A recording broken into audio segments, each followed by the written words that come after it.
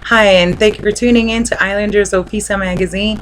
My name is Cecilia Mila, and today you get to tune in so I can give you my personal opinion in order to help raise money for my cause and getting new equipment. And so view my video on patreon.com and help a sister out. First, before I start, I want to give out a big shout out to my sister.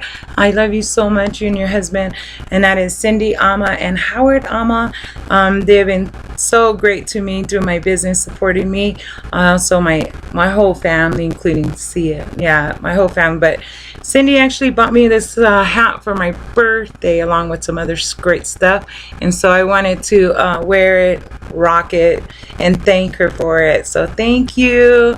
And I want to take this opportunity now to just jump in and give out my personal opinion. And so today I wanted to just stay with one subject so I can keep it short. One opinion, a video probably is what we're going to do, or do something crazy along the process. Just I'll surprise you. And so I wanted to discuss Yale Angilao. I know everyone has thought about this, talked about this on Facebook. The individual that got shot, the 25-year-old, back in April by a U.S. Marshal that just recently, just a couple of days ago, I heard is not guilty for the shooting. And so my personal opinion on that actually will be answered through a research that I did.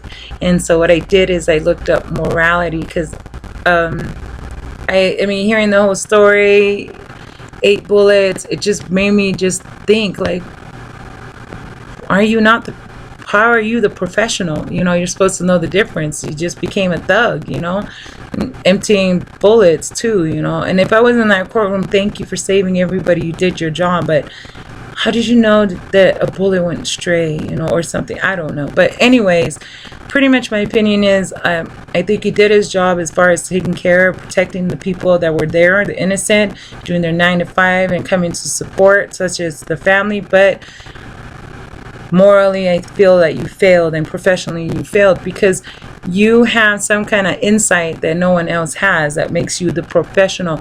You're supposed to have control and a higher sense of control, or you know, that.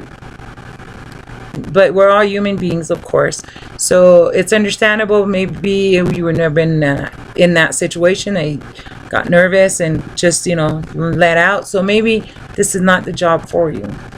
And if you have not stepped down or taken another maybe desk job, and you need to see a psychiatrist too, maybe a psychologist, something, to get over that.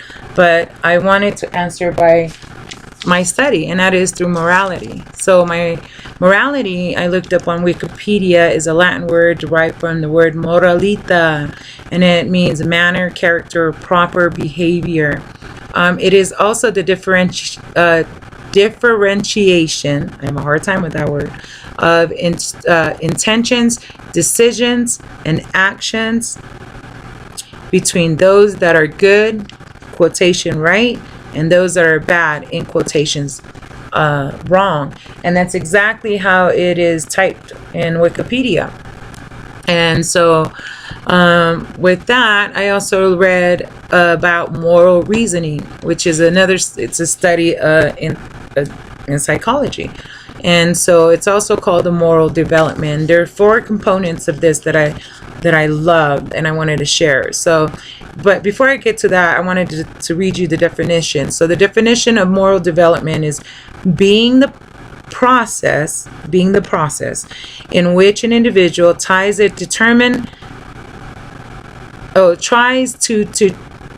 let's start over on that one. So sorry.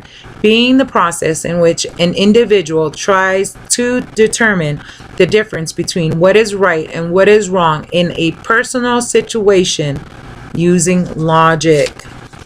I think that's the key word, logic. Yeah. And you being the professional with the extra training, you're supposed to have more logic. Yeah. At least that's what I thought or told, my understanding of how things work in the world. And so the 4 components of moral behavior. First one, moral sensitivity. So the ability to see an ethical dilemma, including how our actions will affect others. And as everybody that's in there, including the individual that you shot, including his family, including the people that were there 9 to 5, the clerks and the lawyers and all them. Number 2, moral judgment. The ability to reason correctly about what ought to be done in a specific situation. Like you have ought to have shot him in the ankle, maybe, instead of, or maybe you should have ought to have tackled him, you know, things like that. I don't know. And so number 3, moral motivation, which is a personal commitment to moral action, accepting responsibility for the outcome. Yeah. And so the moral character. Let's go back to number 3, accepting responsibility for the outcome. Okay, so shouldn't have attacked, that could have happened, but you being the professional should have known to control the weapon. Moral character, courageous persistence in spite of fatigue or temptations to take the easy way out. Don't take the easy way out. I know we probably don't know how you are, like how you live, what goes in your psyche and stuff. And I'm not trying to knock you down, like, from not doing your job. You did do your job. I'm just saying that you did not do your job correctly, like not all the way, not ethically right. I've come from a background of doing customer service. Your job is a service job. You service the public. And being in the service position, you know, even customer service, we still get opinions from our customers make the difference in me getting a bonus or not, you know, or me getting a promotion or not, or me keeping a job or not, you know. And so even though, yeah, I may have answered the question, but the way I went about to answer that question, was it ethically right, you know? So those are things, yeah, you controlled the situation as far as protecting everyone, but the way you went about it as a professional, I mean, you have to question that. And that's what we should have, no, that's what I question, is you, the professional. And if he was such a danger, like the news people were saying he was, why didn't they shackle him like everyone else? Is that how they do it in federal court? Because I've only been to state court myself, so I don't know. And no, I went to federal court. They shackle you down too. So I don't know what that's about. So before I let you go, I wanted to also share a YouTube video that I fell in love with, and through that you could get plethora of information, just endless research, endless reading, and it's, I don't know, I find it interesting. So I don't know, some people think it's boring, but this video, it's called it's Justice, What's the Right Thing to Do. It's episode 1. It's a lecture at Harvard University, and it's titled The Moral Side of Murder. And I encourage everyone to take the opportunity to watch that and read up on some of these things, you know, on Wikipedia, and empower yourself.